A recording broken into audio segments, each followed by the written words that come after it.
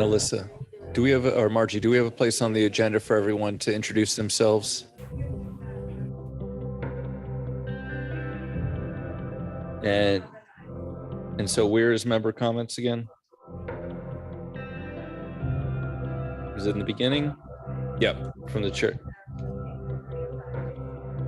Perfect. Okay, so after we do a roll call, we'll ask everyone. And we have people virtually as well. Okay.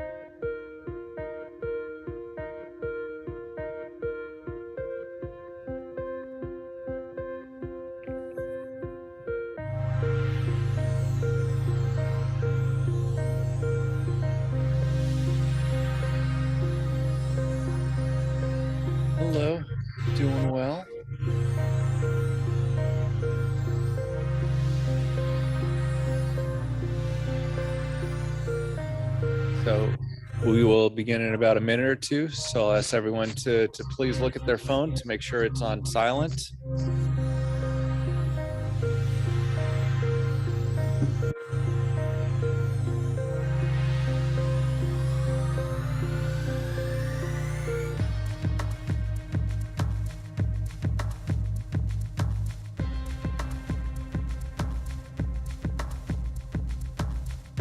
And Ally, are you okay presenting early? Yeah. Okay.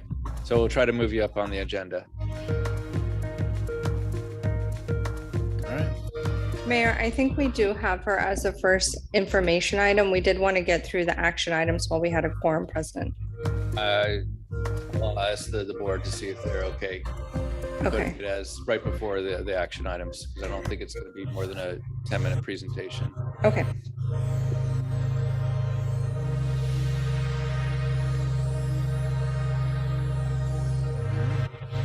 So with that being said, Are you ready to call the meeting to order? I am ready to Okay. call the meeting to order. Do I need to join audio? All right. Okay. Just move forward with the meeting. Right. Good afternoon and welcome to the Palm Beach County Transportation Disadvantaged Local Coordinating Board today, Wednesday, February 23rd, 2022 at 2 o'clock. I'll ask everyone to please rise for the Pledge of Allegiance.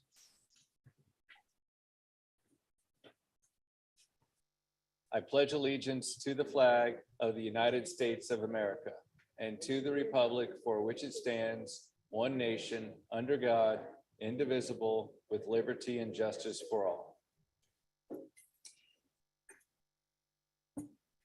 And instructions to join the virtual meeting as well as contact information for assistance are provided in the published meeting agenda. I'll ask the staff to please call the roll so that we can establish a quorum. Yes, Mr. Chair, I'll have my staff adjust your audio as well. So right now I will only be asking the members present in person. Can you lower my- Members present in person to state your name or state here if you're present. If you're an alternate, please state your name that you're representing on behalf of. And then Takesha, I will note your attendance when we do modifications to the agenda. So Millery's, and I'm sorry, it's been a while since you all have been here. There's a button on the base of your microphone. When you hit it and the red light is on, it means you're on and we're getting you on the recording. So Millery Sanat. Vanessa Palomino. Here. Wen Dang. Here. Elisa Kramer. Jerome Hill. Here. Marie Dorsman. Yeah. Angela Choice. Here. Jody Boisvert. Here. Robin Manuel. Merlene Ramnon. Here. Laura Schultz. Elizabeth Clark. Here. Robert Goodman. James Bonfiglio. Here. The representatives for private transportation industry and workforce development board have vacancies, so they will be marked as absent throughout the meeting. Takesha Saffold will be marked as absent at this time. Stephen Grant.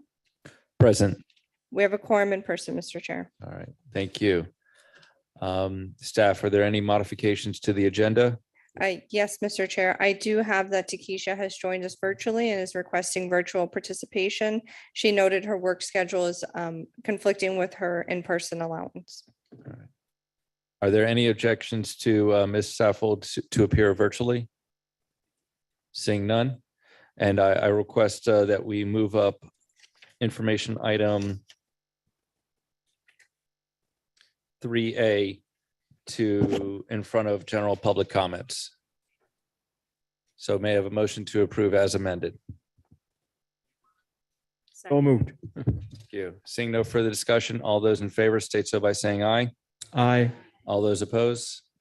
Hearing none, motion passes unanimously. Are there any changes to the minutes? If not, can I have a motion to adopt the minutes as presented? Motion to adopt the minutes as presented. And do I have a second? Second. And Margie, do you need me I to call? have, no, I'm getting them. So I have a motion by James and a second by Jody. All right, thank you.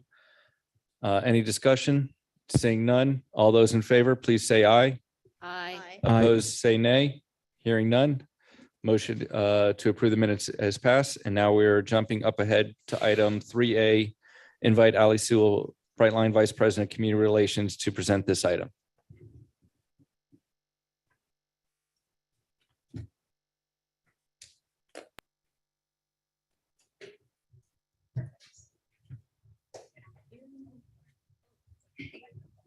Oh, thanks. Good afternoon, Chair. Good afternoon, Board. Thank you for inviting me to speak. I'm going to get into my presentation, but first I'm going to start with something that I think everybody in this room is passionate about, and that is safety. So this morning we attended, in addition to Mayor Grant, thank you to Boynton Beach for hosting the event. Valerie was at the meeting. Palm Beach County, Todd Von Larum was there. We attended a workshop that was hosted by the Federal Railroad Administration that focused on getting all of the railroads and our local communities in the room to talk about safety. What are the things that we can be doing collaboratively, both on the South Florida Rail Corridor and on the Brightline Corridor, to remind people to stay safe and to stay off the tracks. And so I like to start all of my presentations, especially this one, with each of you in this room can be our ambassador to helping promote the safety message to your friends and family. Please stay off the tracks and stay safe, and don't go around the gates or go under the gates, because it really can cost you your life. So we ask everybody to be patient and to please keep safety top of mind. So with that, I will get started. So Brightline is, for those of you who may not have been on it, we are the only privately owned and operated intercity passenger rail system in the United States. We currently operate between Miami and West Palm Beach with 2 new stations under construction. One is in Boca and the other one is in Aventura. And we are more than 70% complete with our construction to Orlando. So we will be launching our Orlando service early next year. And that terminus is at the Orlando International Airport. We will also open our Boca and Aventura stations by the end of this year. Wow. And we have also launched Brightline Plus, which is our new door-to-door mobility service that I'll talk a little bit about in the next couple of slides I have. So we are building smarter and more prosperous communities. We're focused on really attracting people to a live, work, play destination. And I think West Palm Beach is a perfect example of that. You know, in West Palm Beach, our station was located in what the former mayor of the city, Mayor Moyo, called the hole in the donut. You had City Place and the Government Center, Clematis Street. But there was nothing really tying the two together until Brightline came. And, you know, shout out to Wynn as well, because she was with the city who helped us work on bringing Brightline to West Palm Beach. So these are just some shots of our phase 2 construction. Again, more than 70% complete. It is a truly transformative project for the state of Florida. And it's a pretty intense project as well. So we're double tracking the entire corridor between West Palm Beach and Cocoa. We are upgrading every grade crossing to meet the highest safety standards set by the Federal Railroad Administration and FDOT. The same can be said for our corridors between West Palm and Miami. However, we run different speeds. So different speeds require different infrastructure upgrades. We also launched, when we relaunched in November, we launched with Positive Train Control, which is a federally mandated system that helps prevent train-to-train collisions and also speeding through certain areas. We will have that fully implemented to Orlando when we start there early next year. So I was also asked to present on what Brightline is doing to make sure that we are accessible to everybody. And we take pride in being, frankly, the most ADA compliant train in the United States. So we were the first train in America to have level boarding. So if you've been on Brightline compared to the other rail systems in the region, Tri-Rail, for example, Amtrak, you have to mind the gap and essentially watch your step. And that means that you have to actually step up onto the train. With Brightline, our platform is actually in line with the train. So we have what's called a gap filler that extends out from the train. So if you're in a wheelchair, if you're pushing a stroller, if you have luggage, you can seamlessly roll from the platform onto the train. No step up is needed. And we've actually found that for all of our guests to be one of the most innovative features that we have launched. We're also very accessible once you're on board the trains. So our aisles are 32 inches wide, and that's from one end of the train to the other. So if you're in a wheelchair, you can go from one side of the train to the other. You're not restricted to the car that you would be in because you might not be able to move around. We also have dedicated wheelchair seating and also our bathrooms. So our bathrooms are big enough for a wheelchair. They're fully ADA compliant, big enough for parents with strollers, and also, big enough for all of us. And they're also hands-free. So, when COVID hit and we were looking to reopen, we were thinking about all of the things that we could do to reaffirm to our guests that cleanliness and safety, were our top priorities. And what we found is that we were already prioritizing those things.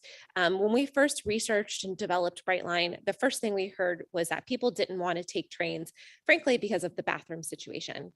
They were small, dirty, cramped, dark. You couldn't move around in them.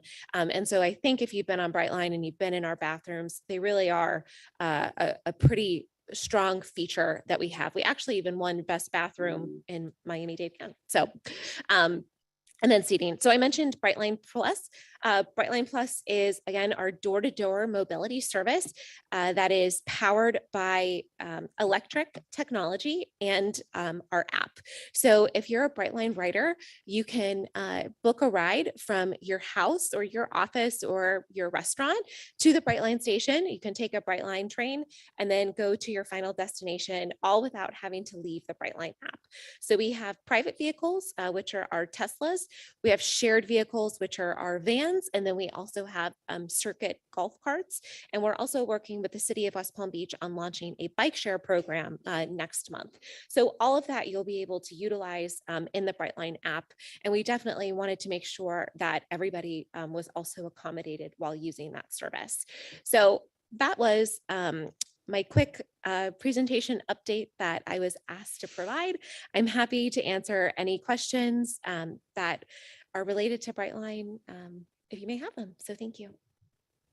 Mayor Grant, I'm sorry, before you take questions, I did want to note for the record that Elisa Kramer did join us remotely.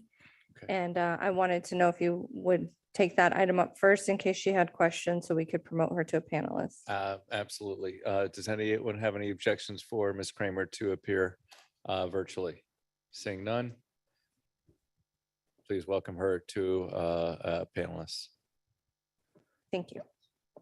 And so I know there's a lot of new faces here. And so if anyone has any questions or comments, you can always tip your name card. Otherwise, for me to call on you. And we will go starting from my left. Jody.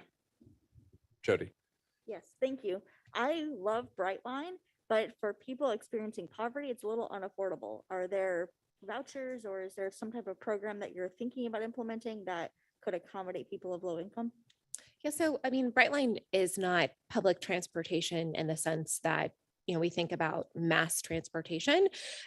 So we are privately owned and operated. Our focus is inner city travel. So we're really focused on capturing that rider that's going, for a quick trip between Miami and West Palm Beach, not necessarily there are commuters who are less price sensitive that might not care about the time.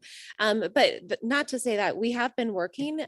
We do provide complimentary rides to nonprofits and 501c3s. We've hosted numerous groups of after-school programs, STEM programs, children who might not have ever been on a train. We bring them on board. We talk to them about rail safety, walk them through what Brightline's innovations are. And we've also done some stuff in Miami-Dade. SFRTA is looking to bring Tri-Rail into Miami Central. As part of that deal, with the Overtown Park West CRA, Tri-Rail will actually offer free rides to Overtown residents for a period of time while that bond payment is met. So we do look to have significant community relations and, and feedback and make sure that the community is aware. We've hosted, lighthouse groups on the train. We work with all types of individuals and groups to make sure that they are able to experience and learn about Brightline. So I'll add a comment that you had a Black Friday sale that I took advantage of. And so I do, hopefully, you bring a private enterprise, will have certain deals throughout the year. I know that sometimes if there is a certain event, you may have your, what is the smart service? Yes, there's two types of service. The smart is, I don't want to say basic because we strive to have a great guest experience, but it's our smart service and our premium. Our premium includes the food and beverage. Our smart service is the train ticket. And if you would like a drink on board, we do provide, you can purchase that. And so I do appreciate, and so I would suggest if, you're looking to ride the Brightline and, in advance that to get on their mailing list because, they also have different events like the Polar Express, where I'm sure that event would be ADA compliant. Well, it's on our train. So Yeah. yes, it is definitely ADA compliant. James? Hi, thank you for your presentation. I have a couple of questions. I see that you have a flagship station at Orlando. My question is there any way to get from the West Palm Beach and the Fort Lauderdale station and to the international airports at those communities, and how do you do that? Yeah, so great question. And the same, I can't tell if Miami goes to the airport too, but if it doesn't, the same question for that. So I'll start with Miami Central. So Miami Central is actually connected to all of the public transportation options in Miami-Dade County. So Metro Rail, Metro Mover, bus, trolley, bike share. So the Metro Rail actually has the Orange Line, which connects directly to the Miami Intermodal Center, which is at the airport. So that's one option that you can take that's fully integrated into our system. And we're working with Miami-Dade, Broward, and Palm Tran about how to actually integrate public transportation into, our app. So if you did want to take Metro Rail, come from the airport on Metro Rail to Brightline, you could do that. We're looking at making it seamless for the user. But we are also launching a shuttle service probably in a few weeks that will take you directly to the airports as well.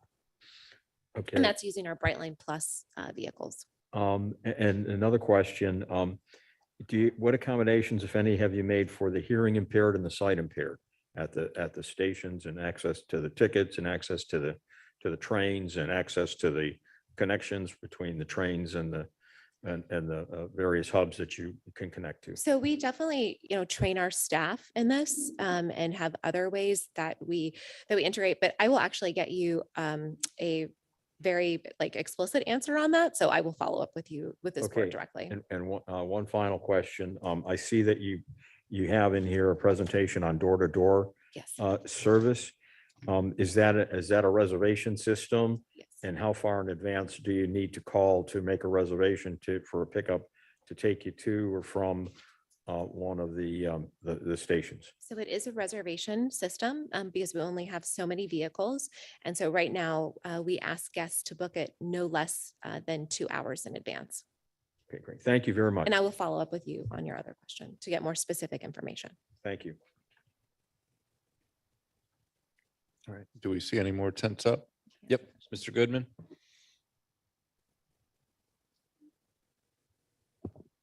Wondering, I know that I've seen some articles in the paper about accident rates are pretty high with Brightline. I'm curious I know you went over a whole, discussion of, wonder is there some way to get rid of those situations where there are mostly just people riding around around the gates, or is it people, just committing suicide? I mean, Yeah, I appreciate that question, and I can assure you that Brightline would like nothing more than to eliminate all of the incidents that are occurring on the railroad. This is a nationwide problem, as the Federal Railroad Administration said this morning. Trespassing and illegal activity about going around gates happens on railroads across the nation. Unfortunately, we've seen an increased uptick of incidents on our corridor. I can tell you that a significant number of the trespassing incidents that we have been either deemed suicide, or the individuals have had drug or alcohol in their system at the time of death, which is why we have partnered with 211, which provides, the suicide hotline here in South Florida, to promote mental health wellness. Mayor Grant got his haircut this morning. We also have the Buzz Box. So we believe that if you look good, you feel good. And so we have a partnership where we bring a mobile barber shop to high-risk communities, homeless shelters, youth organizations. In exchange for taking the rail safety pledge, you get a complimentary haircut. And so we're continuing to find ways to be out in the community to reach individuals who might not hear our PSAs on the radio, or might not, see social media, the posts about safety. But that's why I said, as a community, we need to come together to find ways to reach everybody. People are used to slower moving freight trains, but if you get hit by a freight train going 60 miles an hour, it's the same situation as, getting struck by a Brightline train at 70 miles an hour. You don't want that to happen, and your life and those around you could be at risk. And last week, we don't normally do it because of investigation reasons, but, last week we had an individual who in Lake Worth Beach, the gates were down. A freight train went through the crossing. The gates remained down because what was coming was a Brightline train on the other tracks in the opposite direction. And the individual went around a car that was stopped in front of him and around the gates, and he was struck by the Brightline train. And so, how do we educate people that 2 tracks mean 2 trains? And, it takes less than 45 seconds for a Brightline train to go through the crossing and for the crossing to return to the upright position. And even if it's a freight train and it's 3 minutes, 3 minutes is not worth your life or taking that risk. And so we just need to continue to educate people and make them aware that these decisions are illegal and can be deadly.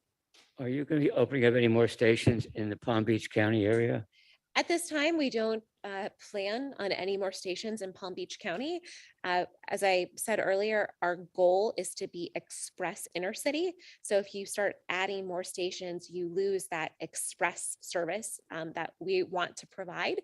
However, we will look in the future at adding stations in the Treasure Coast and in Brevard County. I'm in Boca Raton, which is pretty far from West Palm Beach. The good news is we're opening our Boca station by the end of this year. One other thing, did you give out your presentation? I'm sorry? Did you? Is there a way I can get a large print copy of your presentation? Robert, we do have it in front of you. It's in the order of the agenda, but we'll give Sorry. it to you. No, it's okay. Thank you. Be happy to provide it in any follow-up that you need. And I believe we have Takesha Saffold has a question virtually. Yes, good afternoon. My question is, do you have a department that deals with accessibility, or like a direct contact for someone who may need to speak to someone related to accessibility concerns? So we have our guest services department, but I will identify who the direct contact is and also follow up with that information. Thank you. If there's no further questions or comments, I want to thank Ally for this great presentation, and we look forward to working with Brightline in the future for paratransit service, where I do believe Palm Tran Connection, if someone needs to get to Miami and are, is able to work with Palm Tran for the ride there and ride back. For sure. Thank you very much.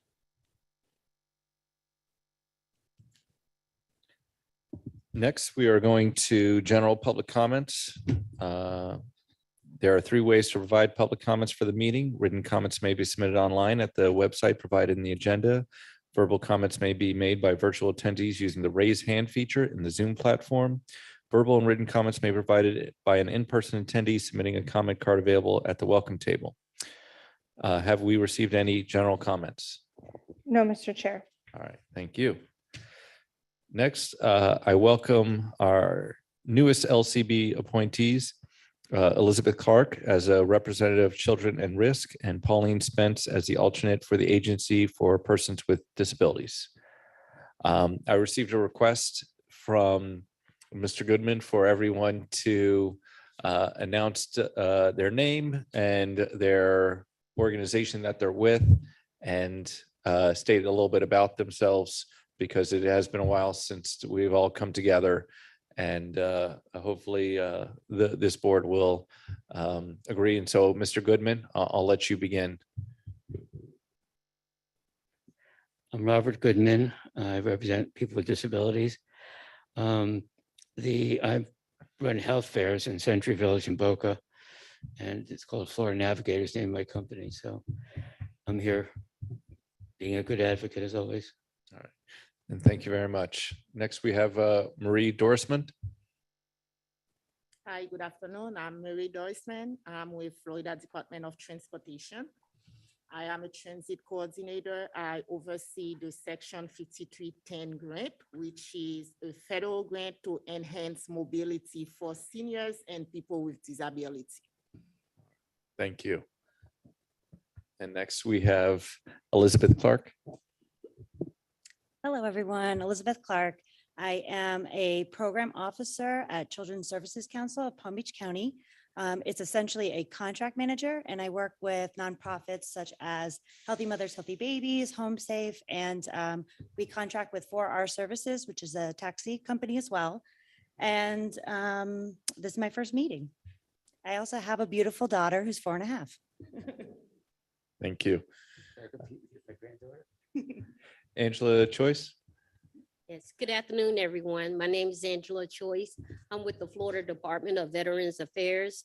I am the Veterans Claim Examiner Supervisor for the West Palm Beach location. I have 7 counties that I'm responsible for, and I work at the VA Medical Center. And we assist veterans and their family members with applying for benefits that they may be eligible for.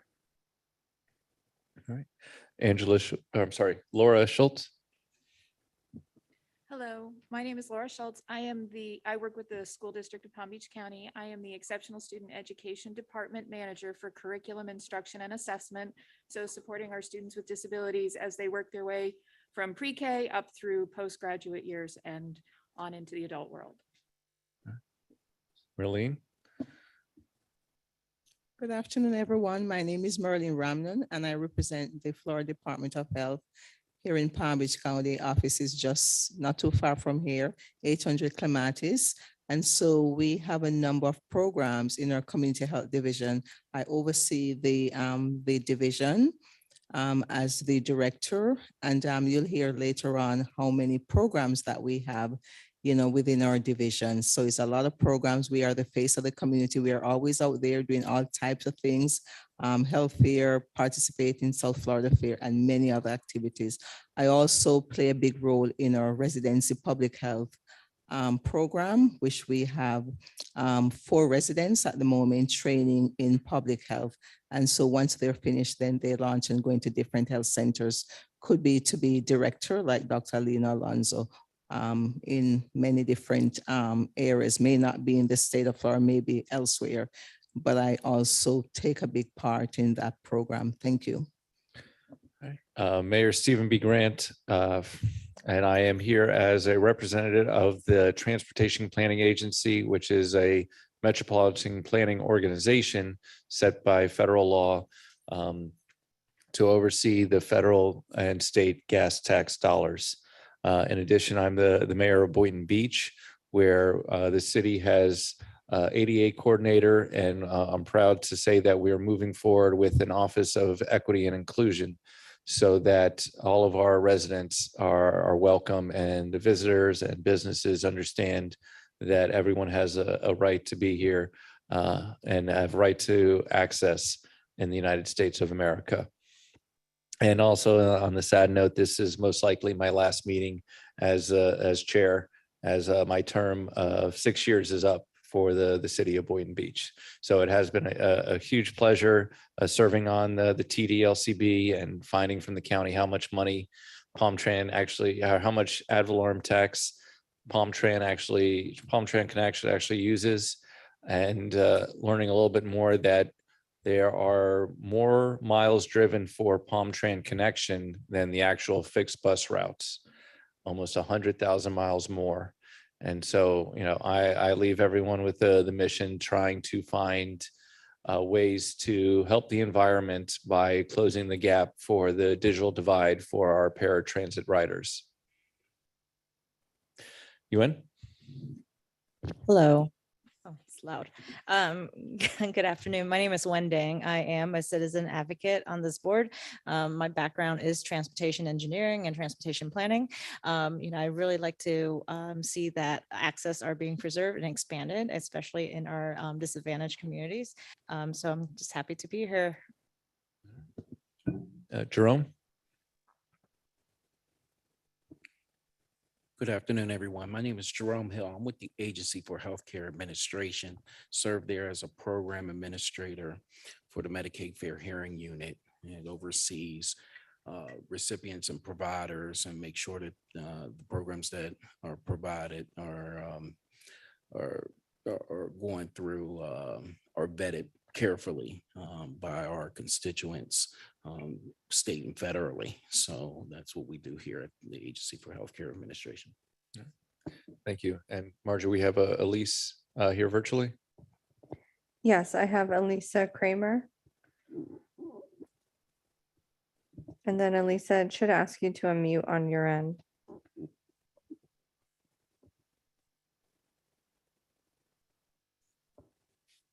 I'm sorry, while we're waiting for her to unmute, Takesha, if you want to do your introduction. Yes, my name is Takesha Saffold. I am an advocate and also a consumer of Palm Tran Connection. I work as an accessibility advisor for Palm Beach State College. I also serve as a board of director for the Lighthouse for the Blind of the Palm Beaches. And I'm also an ADA consultant for MV Transportation. Thank you. Hi, good afternoon. This is Elisa. Are you able to hear me now? Yes, we are. Okay, thank you. I'm Elisa Kramer. I am the Community Development Administrator for the Florida Department of Children and Families here in Palm Beach County, Circuit 15. And, DCF is the state social services agency. So we have programs such as child protective investigations, adult protective services, economic self-sufficiency, which handles public benefits, food assistance, Medicaid, temporary cash assistance. And we have a substance abuse and mental health program contracting with our managing entity, the Southeast Florida Behavioral Health Network. So my job at DCF is really to break barriers wherever we find challenges for our customers and the clients that we serve, to try to make sure that we are getting them connected to the services they need. And we have a new program, Hope Florida, a Pathway to Prosperity, which provides care navigators for individuals who come in to the department through any door and need assistance navigating systems, whether it's with employment, with housing, with educational needs, childcare. We partner a lot with a lot of the board members who are on this board and throughout the community. Thank you. Next, we have Vanessa Thank you. Palomino. Good afternoon. My name is Vanessa. I work at Area Agency on Aging. I am a program compliance and quality assurance monitor. My role is to make sure that consumers who are in need are receiving services such as nutrition, homemaking, meals. And I also work as the liaison to make sure that the lead agencies that I look over are following the rules that were given by Florida Department of Elderly Affairs. Thank you. Mallory Snot. Good afternoon. I'm Milo Isena. I'm the community liaison for the Agency for Persons with Disabilities. I'm here because our clients, they do use ComTrain Connect for work and social life. So we're here to make sure that they are receiving the service they need. Thank you. James Bonfiglio. Hi, my name is James Bonfiglio. Most people call me Jim. I am the representative for the elderly, even though I'm only 39 years old. Go figure. I've lived in Palm Beach County for 44 years. And I've lived in Ocean Ridge for 35 years. I've been an attorney practicing law in Palm Beach County for most of that time. I do primarily consumer law, defend people that can't afford their mortgage. I try to save the house and modify the mortgage. Former chairman and vice chairman of the Planning and Zoning Commission in Ocean Ridge for about 13 years, two-term commissioner, 1 year vice mayor, 1 year mayor. And now I'm trying to give back to Palm Beach County here on this commission. Thank you very much. Thank you, Jim. Jody Bosford. Hi, I'm Jody. I'm with Palm Beach County Community Services Department, the Securing Our Future initiative, and I'm here to advocate for families of low income. Thank you. I think we got everybody, and thank you for your comments. Next, I'll invite Alyssa Goldberg. Yeah, we got to change the agenda for that, don't we? Need to change everything for that still, actually. Right, it still says, and so if everyone wants to give Alyssa a round of applause, she was married and now her name is Alyssa Goldberg, so.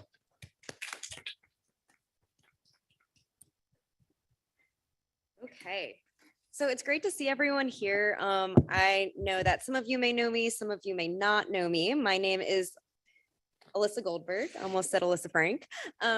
I am the pedestrian bicycle coordinator here at the TPA, but I also help out with all of the fun LCB stuff. So I am happy to stand in as liaison while we search for a new planner one. So you will be seeing me until we fill that position.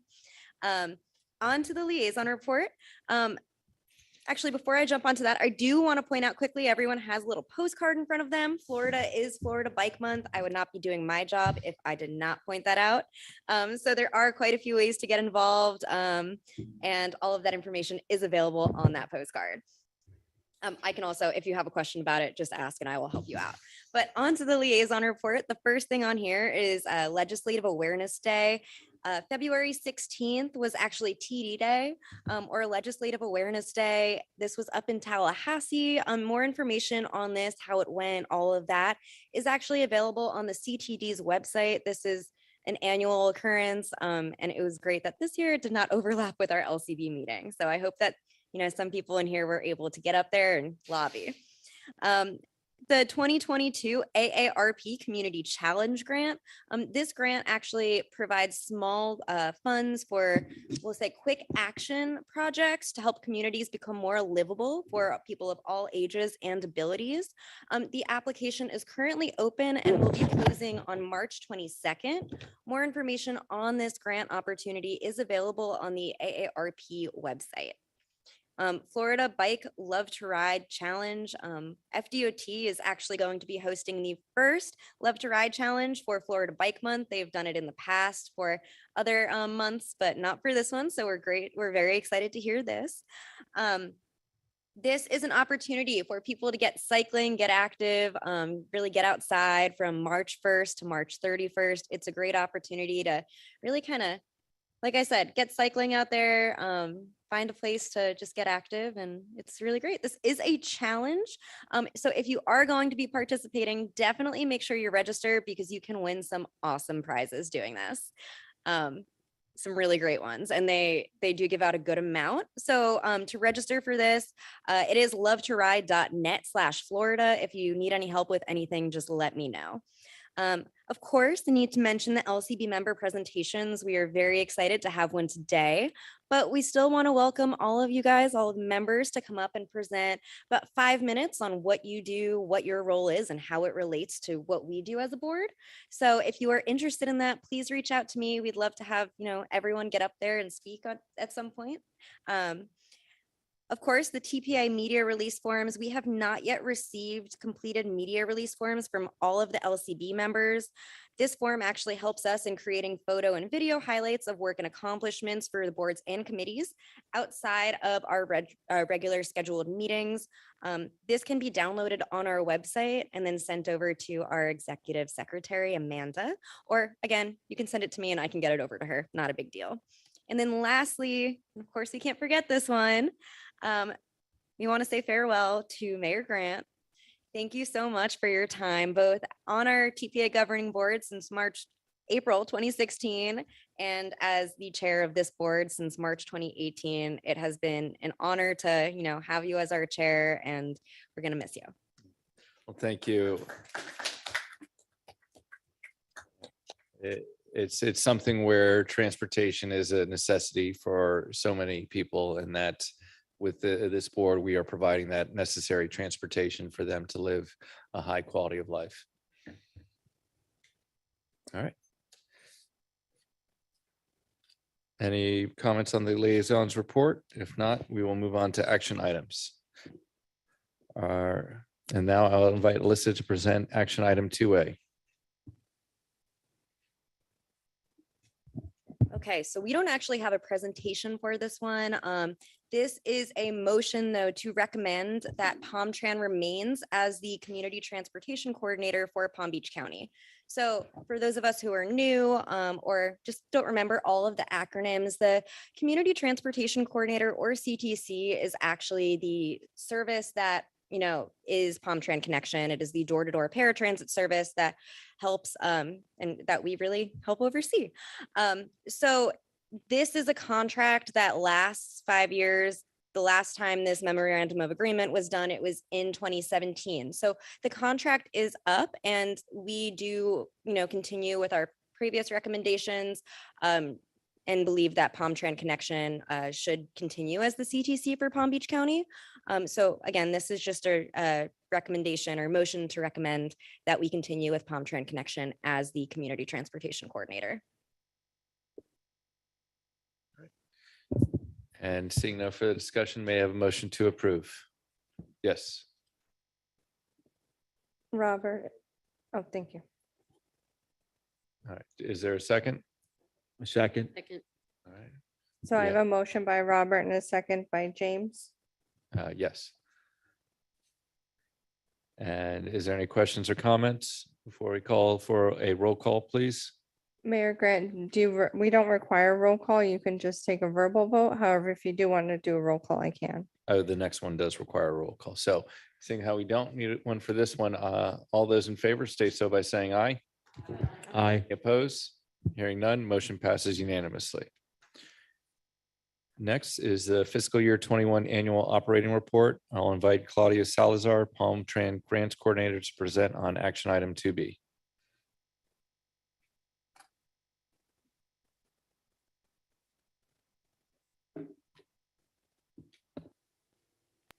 Good afternoon, Chair. Good afternoon, members of the board. I am Claudia Salazar, the Grants and Capital Project Analyst for PalmTran. And it was my task this year to complete the CTD Annual Operating Report, the AOR.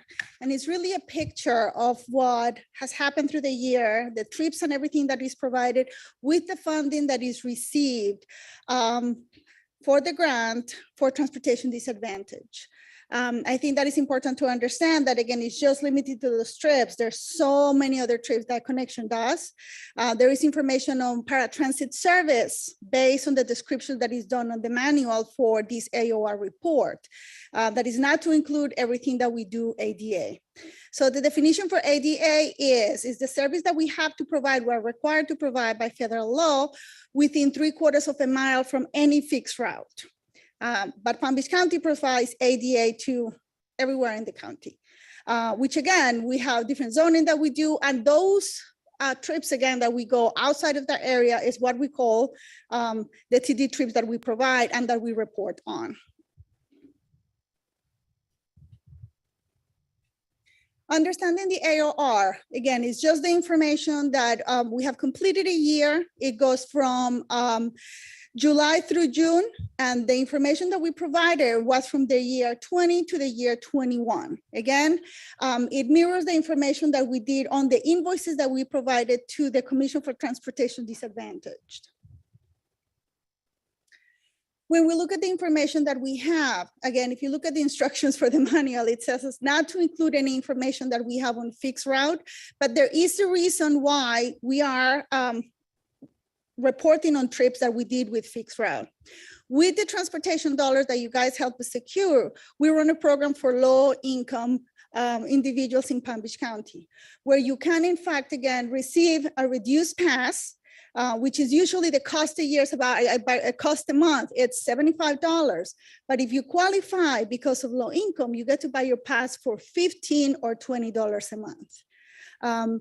And we get to do that and fund it again with the TD dollars, which is why we have, again, fixed route information in there. Ridership has gone down extremely because of COVID-19. And at the same time, the periods that we had in which we did not charge for service, so there was no need to issue the passes. And you will see that decrease in the trips. Not that we did that much less, but remember, we are reporting on the funds that we use with the TD dollars.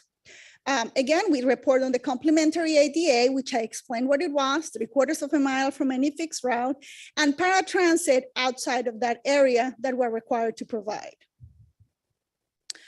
Trips purpose. And again, there is no limitation on the trips that we provide.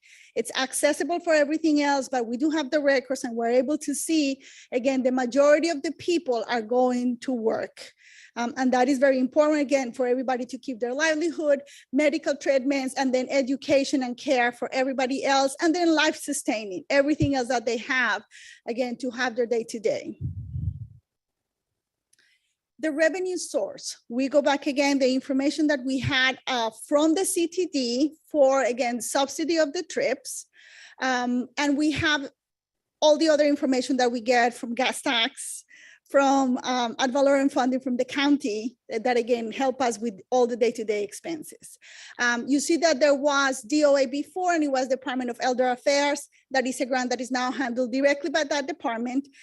Please understand, the people that qualify for the DOS service are still getting that service. It's just that the grant funding is going through the Department of Community Services now, not PAMTRAN, and that's why you do not see it there. But that, again, the people that qualify for DOS continue to receive those trips. Provider by type, again, a lot of the stuff, everything that we do, the community transportation coordinator is PAMTRAN Connection. And then the transportation operator, again, are the MV and First Transit, the contractors that we have to do the trips for us. The vehicle data that we have, again, is a requirement to provide. How many calls did we have? The accidents that we have vehicles. Many of you have access to the information that we have through our PAMTRAN service board, where you can see how we're striving again to reduce accidents, to improve the services, that we keep again statistics on everything else to maintain a safe service for our customers. The general financial data is the cost that we have. So again, we are funded by so many different sources of revenue, where you can see, again, we got $24 million just to cover a lot of the stuff that we have for the service that we provide. And again, remember, these are people that do not have the vehicles to, again, get from point A to point B to their basic necessities. And these I will never say that it's expenses, it's investment in our community. The AOR summary, the most important thing that we had is how many trips under the grant agreement did we provide? And again, it's over 900,000 trips that we were able to do. Counting again that we provided many more services. These are the ones that we billed for because it's during the times that we were charging fares. So that's why you see a decline on the comparison when you do 20 and even the year before.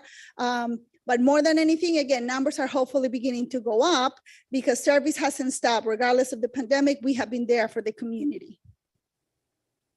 Again, we hope that you have reviewed all the other information that we provided and that you can approve our annual operating report. We're working hard to get all the information for next year. But also, if you have any questions, please let me know. And so I'll open up the floor. A for point of any order, questions. Mr. Chairman. Is this a motion to recommend approval or motion to approve? It is to approve. To approve, okay. You need a motion? Yes. I move to approve the fiscal year 2021 annual operating report. Do we, I do have a questions for Claudia. I'm sorry. Claudia, I was looking at but the. do you mind if I get a second before we open it up for questions? Thank you. And then I think Margie will open it up to the board, and if there's any public comments, we'll go afterwards before our roll call. Okay. So yes, Ms. Dorsman? Yes. Claudia, I was looking at the report and I saw the no-show for 2021. You said 22,000 no-shows. Are those customers or providers? Customers. Customers. So yes, they booked the trip but didn't cancel and correct. didn't show Exactly. for the trips. With everything going on, there are people that have signed up for service, again, 5 days a week. And it took a while for them to realize, yes, I'm gonna commute today, and they forgot to cancel their trip. We have a lot of people who, again, now the family came in, well, I'm not working, no, mom, I'll take you. They forget to call connection and cancel the trip. There was a lot of adjustments for us to handle. Again, a lot of people, like I mentioned, they had their services signed up, they left, many different things happened, and we did see those numbers spike, but the no-show are customers not showing up. And my other question, because of the volume of no-show, so I'm wondering, is Palm Trend contacting those customers to confirm that they are taking the trips? It's so many things that happen with that. And of course they do, because if you do this so many times, again, you can get a suspension from service on your first, again, there's a first offense where you get a warning. There's a second offense where you cannot schedule service for a while. There's the third offense, and then you cannot request the service anymore. So people do understand, and we do know that they are dependent on us, and there was a lot of the follow-up. On our side, we had a lot of people also telecommuting that were able to make all of those phone calls and make sure that things were happening. And that's how we know that this is what's happening, that it was, I forgot. And now I'm not gonna do that. Well, I'm not going to work anymore. I'm going to telecommute. They keep changing my schedule. There were different things. There were, again, medical appointments canceled. We heard it all. But of course, there's always that follow-up, because it's the same for us. If you are a recurring and you were in there today, we wanna make sure that we don't send you a vehicle. And not only that, we had return trips. So there's a lot of follow-up. There was, again, it was a period of adjustment just to get everybody back in place to understand that if you have a recurring, you need to cancel. And not just our pickup, but again, it's a different trip for you to pick you up again on your return. So, and same thing, if you didn't show up in either one, because there's just so many people that we can call within that period of time, you have a no-show for the pickup and a no-show for the return.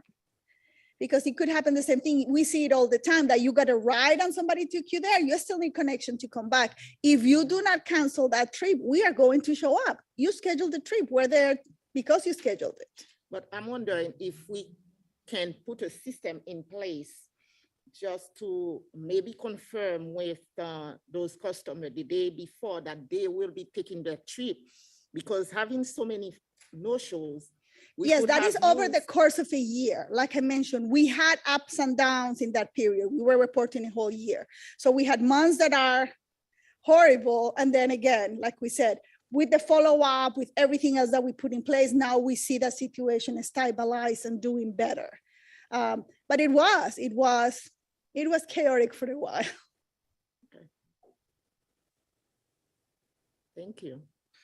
Thank you. Mr. Goodman, then Jody. Has it changed from 5-day reservations to 3-day reservations? Changed the number of no-shows? I haven't seen the numbers lately. I don't know if Ron can help us with that.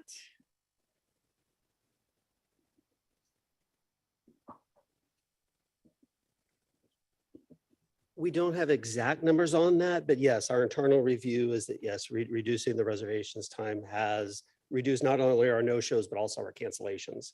So, but over time, especially with the time period of the pandemic, it's kind of skewed the numbers. So we don't have a good apples to apples comparison, but moving forward. we hope to Generally, have it's that. gone down though. Yes, correct. And- And also, on your question, we do have what's called an imminent arrival, where our software calls the night before, reminds the customer that they have transportation, and calls when the vehicles arrive. So through both, we do reminders to our customers. That works for me very well. Ron, do you mind stating your name and position for the record? My apologies, I just jumped right into that. Ron Jones, I'm the operations manager for Palm Train Connection. Thank you. Jody? Thank you. Can you go back a slide or two? I have a question on the numbers. Yes, no, not this one. Not this one. No, go back. Go back. This one. Okay, so I'm really interested to see what strategies you put in place to increase the numbers between fiscal year 19 and fiscal year 20. That, I mean, you basically 6 times the number of CTC rides. So I'm just wondering what strategies were in place to increase it by that much. So the transportation operator is the contracted service is PAMTran Connection. The CTC, which again is still PAMTran, it's the passes and everything that we have done to promote. So the things that happened was with the trips and everything else, there was a promotion for people to move from paratransit to go into fixed route. So when you had that, you were able to get a card again and ride for free. And word gets around, so well, how do I get the free card? But you didn't qualify for the free card, but you can still get your pass for $20 because you're low income.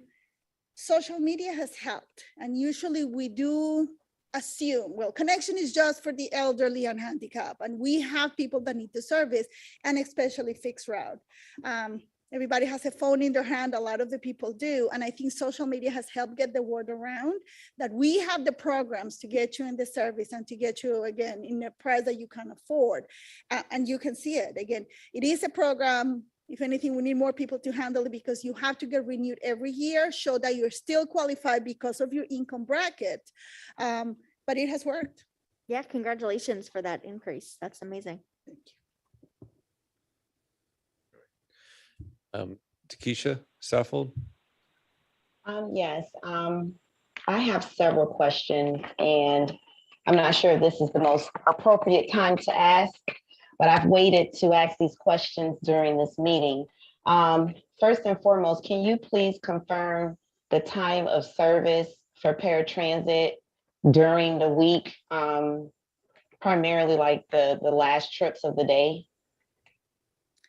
The rule is we have to provide the service the same time that fixed route is in service. So whatever that last trip is, and our numbers indicate we even go beyond that because we can pick you up again right before that last time, and we're still in transit, taking you to your destination after that time passes. But the requirement is that we provide that service the same hours as fixed route. Can you tell me, like, for example, Route 1 in Boca Raton, what would be the last time, like headed south or any direction? What would be the last pickup time? And it's the reason why I'm asking. That's what I have to open up again a schedule and look at that exactly. Route 1, northbound or southbound, I will look at the last time there, and that will be the last time. Well, the reason why I asked this question is that I'm a student at Florida Atlantic University in Boca Raton, and I live in Riviera Beach, which is north of Boca, maybe about 30 miles north. And I cannot, for some reason, get a 9 o'clock pickup to get picked up from school to go home. I'm forced to get picked up between 8:45 and 9:15. Really, my class is not over until 9:20. But around 9 o'clock is sort of okay for me to try to leave and try to make it to catch the bus. This puts me at a disadvantage as a student who has to try to leave class much earlier because I can't get a pickup after 8:45. So I'm forced to leave at 8:45 when, the service, I believe during the week I've gotten picked up at 9:15 to get home in other areas. Now, I was told because of the distance is the reason why, but at the same time, if I lived in Belle Glade, will I get picked up much earlier? It just seems to be extremely unfair for someone who is in school or who is employed. If I was working in Boca and I don't get off until 9, I'm forced to get off at 8:45, not get off, but I'm forced to be picked up at that time because I was told because they want drivers to be off the road by 10:30. But to me, if the service for the fixed route is up until 9:15 or whatever time, and the service is parallel to the fixed route, then why am I forced to be picked up at 8:45? Why can't I get a pickup at 9 o'clock p.m. Well, or that's what we even will have to 9:15? check. So what I have to check again, and I rather if they can provide me with your information to reach out and see where your pickup location is and the hours that are served around. And we go back to the same situation. The paratransit service is supposed to match what we have on fixed route. So if the service ends at that time, again, it cannot begin for you at that time. That service is not available to everybody else at that time. Like I mentioned, depending on the things that happen, again, the accommodations that are done, sometimes those vehicles could be in transit even after the fixed route is not running because of the pickup time. But I have to see that again, where would be the pickup, where is the delivery and everything else that we have to check on that, which again, I don't have all the tools to be able to do that analysis for you, but I will request that they provide me with your information and we'll be happy to reach out to you and check what is the best way to serve you in your situation. Yeah, because wouldn't that be transportation disadvantage being that I'm a student and I need to be picked up after 9 or at least close to 9 as possible.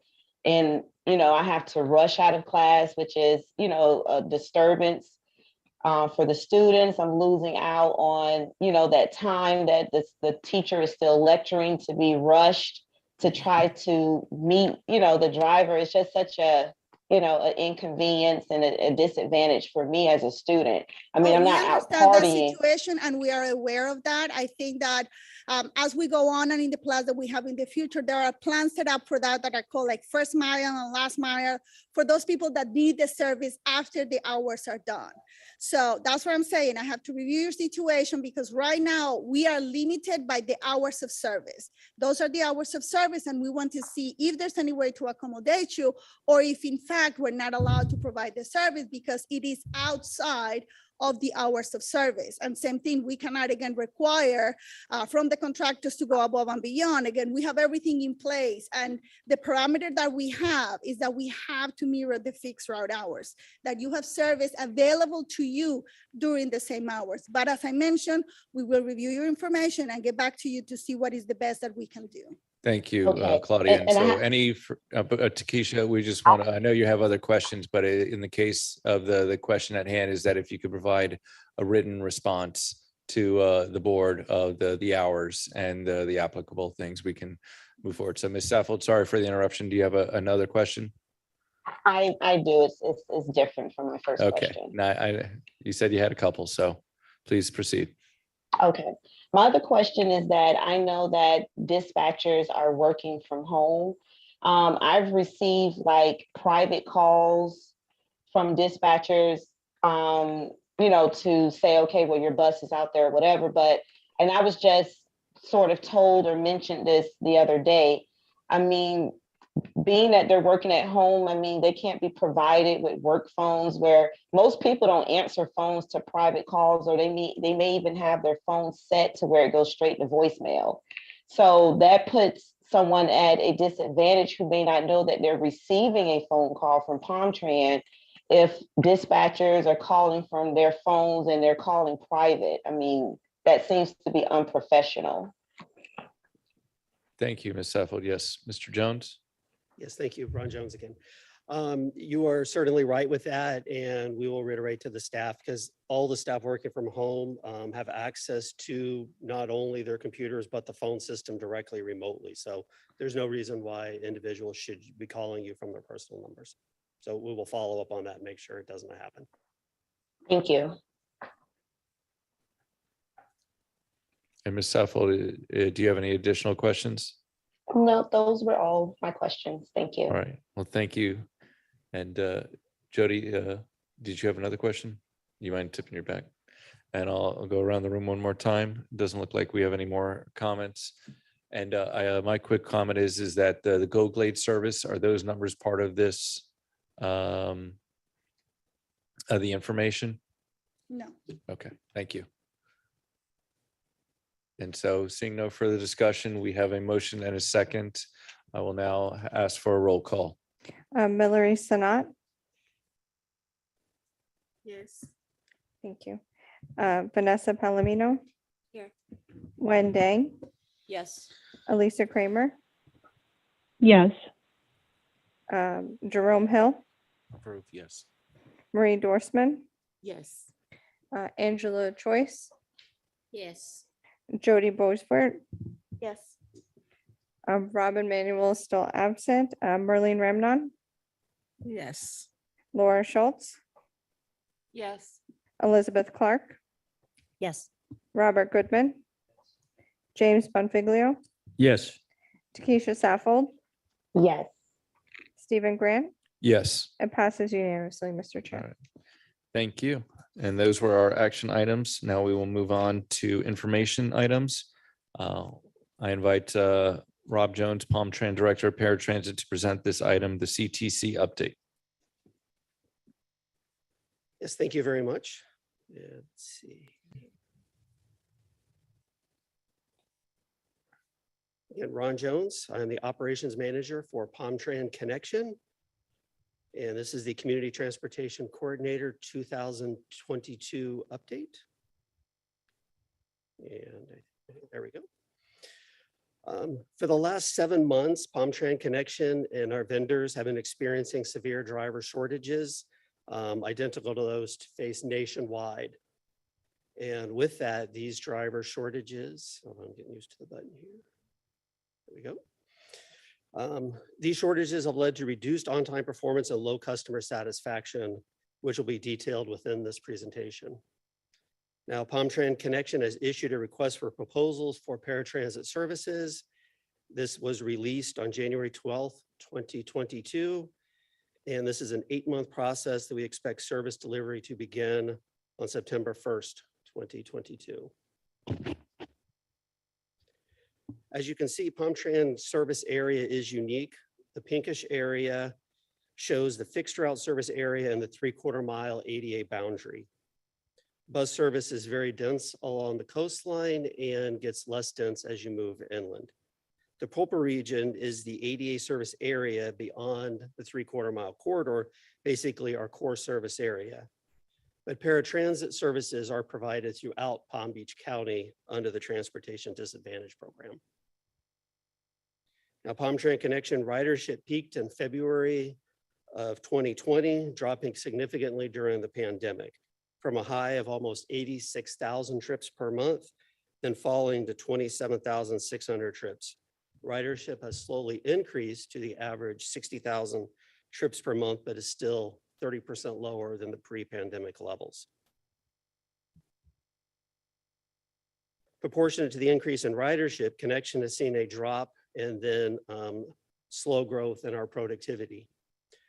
Connection's productivity fell from a high of 1.59 passengers per revenue hour to a low of less than 1 trip per hour to its current 1.5 trips per hour, a drop of about 6%.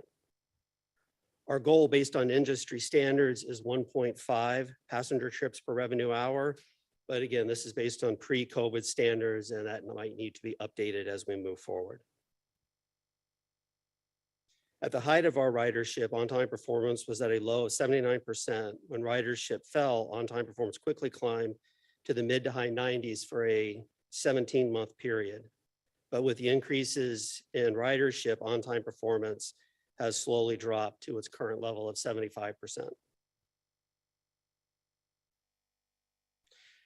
Now, considering the on-time performance challenges, our complaint ratio for transportation disadvantage program remains relatively low at 19 complaints, 10 complaints, and 12 complaints for the November, December, and January time period, which equated to 3 valid complaints, 2 valid complaints for December, 1 valid complaint for January. Now, this is a reflection of the fact that while on-time performance is low, most trips are less than 15 minutes late. So we strive to make sure that our trips aren't too late, if that makes sense. Now, this totals 6 valid complaints for the 3-month period, and the primary concerns are obviously late service, both for pickups and arrivals to the destination, discourteous employees, and long travel time. And while not specifically in this presentation, I also want to point out, we also continue to have a very high commendation rate. And with that, are there any questions? Yes. Mr. Jones, correct? Yes. Yes. Do you anticipate that ridership will increase as the pandemic subsides?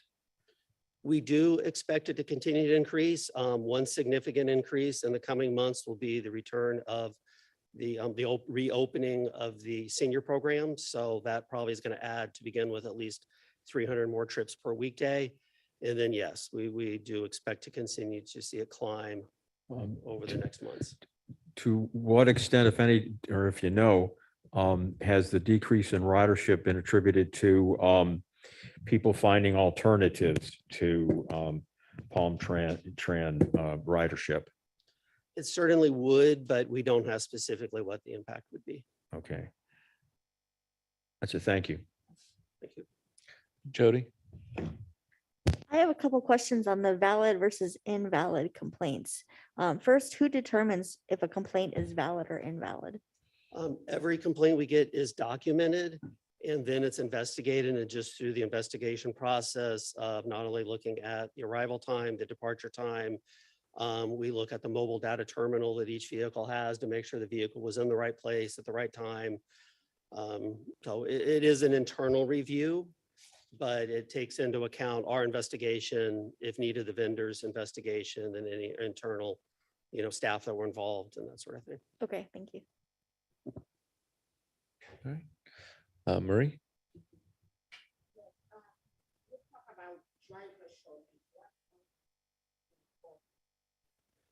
Well, we continue to look to our vendors to be creative in how they advertise to recruit additional drivers. We do estimate system-wide, we're probably about 120 drivers short of what would be fully staffed.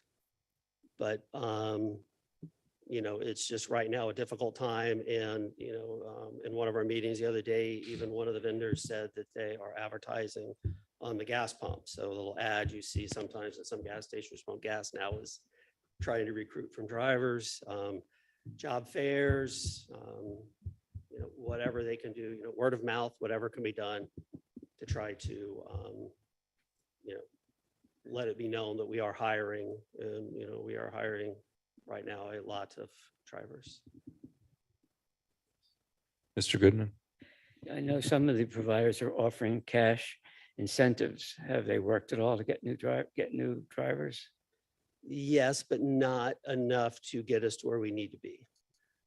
In looking at training for your drivers, I know I went a tour of the facility a few months ago. I noticed the driver I had this morning to get here almost had a head-on collision because she didn't look at the sign that said keep right. I mean, I'm going to call later, but when you're doing driver training, are you trying to encourage them to read signs. I mean, it was so obvious this morning. Definitely, and it is a 2-week in-class training process before the driver's put on the road as a cadet trainee with an experienced driver.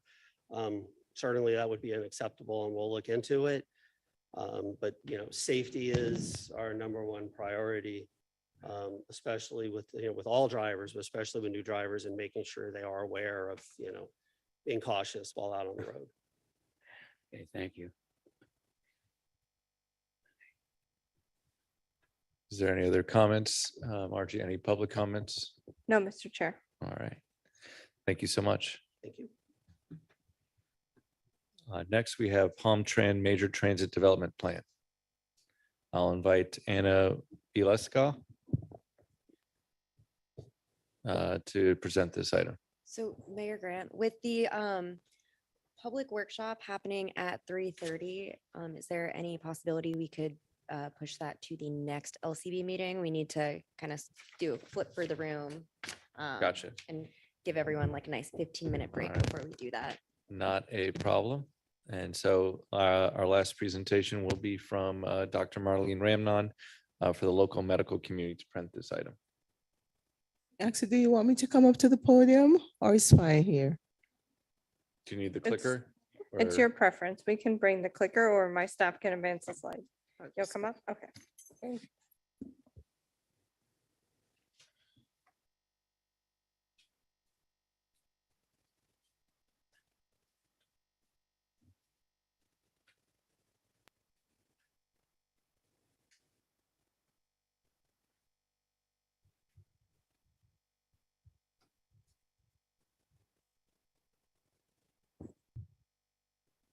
Good afternoon, everyone.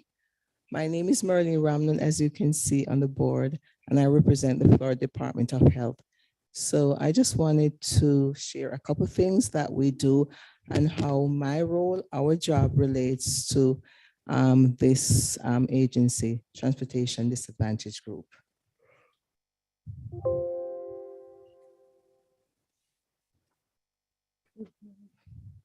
Okay, so we have a number of programs in our health department. And so one of the first program I wanted to talk about is the Supplemental Nutrition Assistant Program.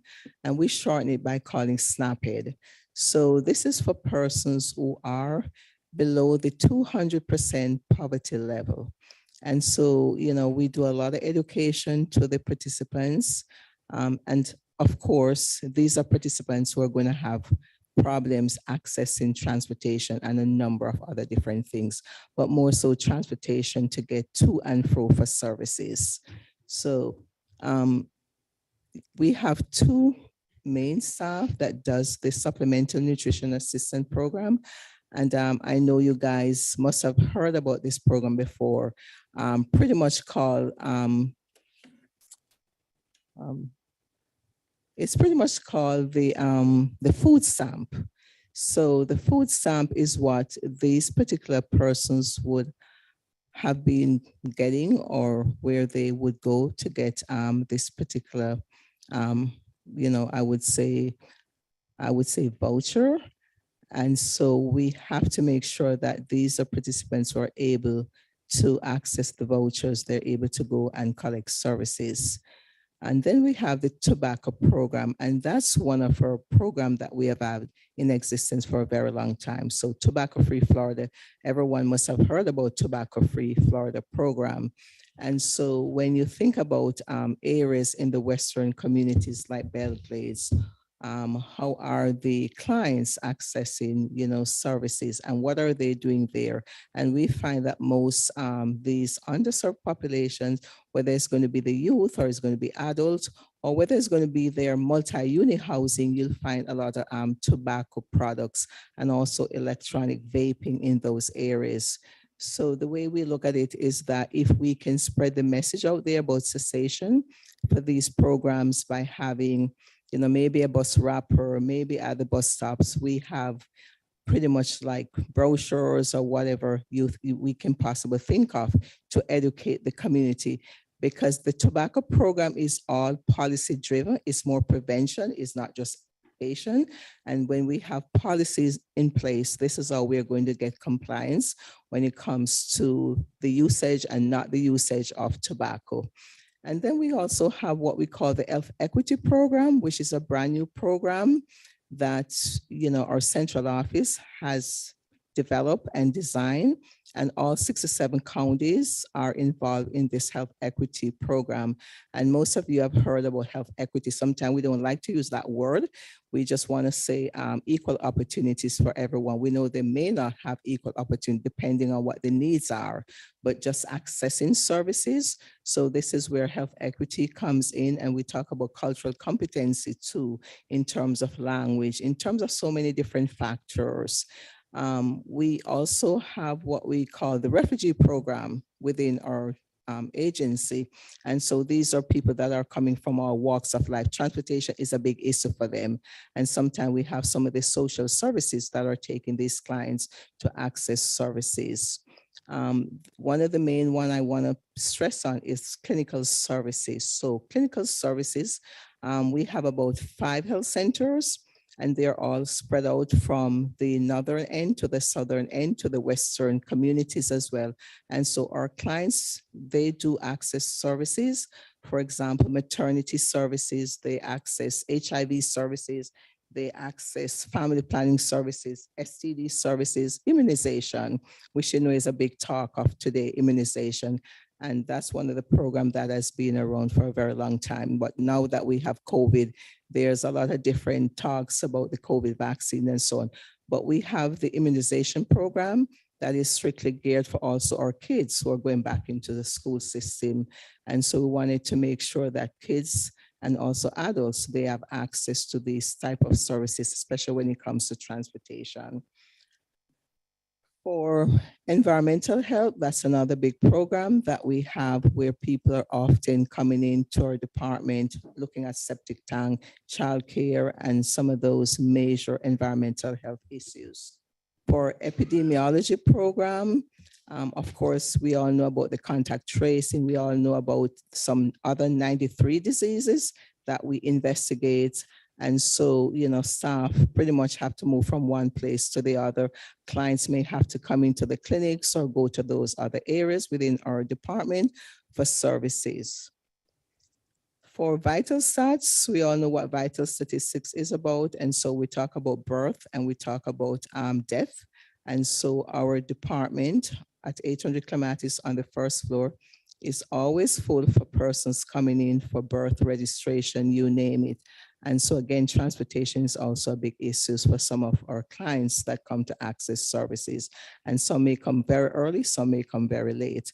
And I heard a lot of talk about the type of services and the time that clients are really and truly accessing services. Of course, our offices are open 8 to 5, but then we do have a process in which some of the clients, when we were kind of like in the middle of the pandemic, then we had those type of services, online services that client could actually, again, not everybody has a computer, not everybody is able to read the language, and so they have to come in person for services. We also have preparedness, and preparedness is one of the, you may have to have pods set up. And when we started the whole vaccine sites and we had the pod at the Senior Citizen Center, we would see a lot of clients trying to get to and fro those areas. And I think those are mainly some of the major services that I want to talk about that we provide. And so we work hand in hand with this transportation group.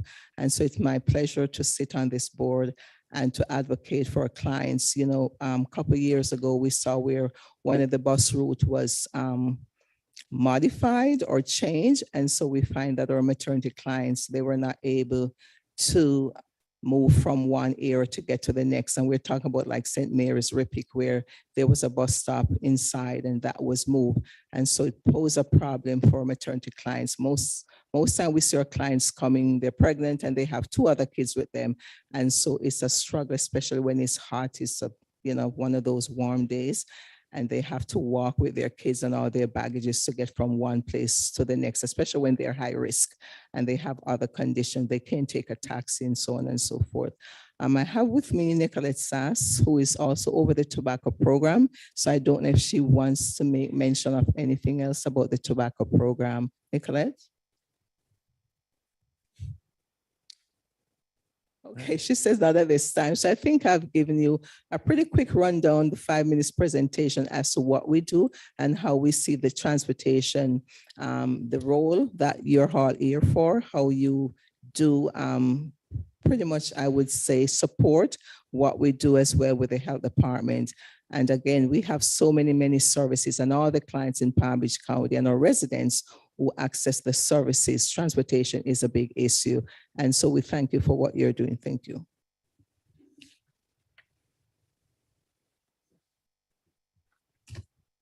All right.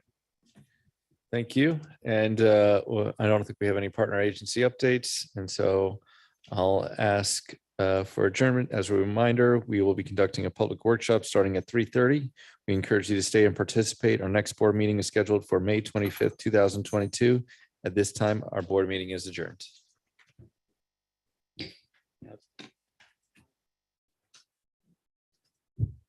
We had comments